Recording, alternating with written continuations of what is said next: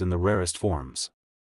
It may seem unbelievable that a simple 25-cent piece could command such staggering value, but when you understand the history, the design, the minting process, and the rare conditions that create true treasures, the story becomes one of the most exciting in all of numismatics. Let us first take a look at the background of the Liberty Quarter Dollar.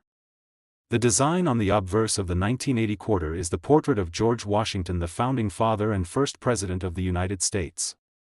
This design had been in use since 1932, when it was introduced to honor the 200th anniversary of Washington's birth. The quarter quickly became one of the most recognizable coins in circulation, and by 1980 it had been a mainstay of American coinage for almost half a century. The obverse features Washington's strong profile, his hair tied back in a colonial style with the word Liberty above the motto "In God We Trust" to the left and the date 1980 below. On the reverse we see a bold eagle with outstretched wings perched on a bundle of arrows symbolizing strength and defense, with olive branches beneath it symbolizing peace.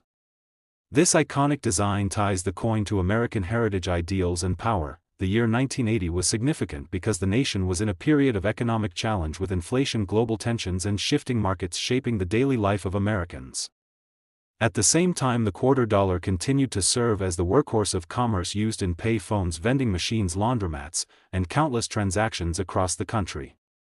What most people did not realize was that even though the United States Mint produced hundreds of millions of quarters that year, some of them would one day become numismatic marvels worth more than entire fortunes. The composition of the 1980 quarter was the modern copper nickel clad style, with a pure copper core sandwiched between layers of copper and nickel.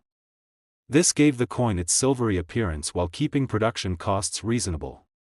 By this time the days of silver quarters were long past, as the government had moved away from silver coinage in the 1960s. That makes the 1980 quarter seem ordinary at first glance, but numismatics teaches us that the true worth of a coin is not always in its metal content but in its rarity, condition, and story. So why is the 1980 Liberty Quarter Dollar sometimes valued at $109 million?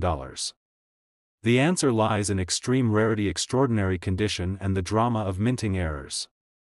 First, condition is king in the world of collecting.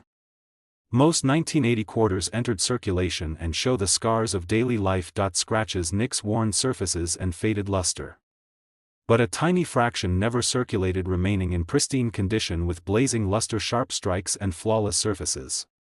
When these coins are graded by professional services at the highest levels, such as Mint State 67 or Mint State 68, they become treasures in their own right, commanding strong prices. Then there are the rare minting errors that elevate an ordinary coin into a legend.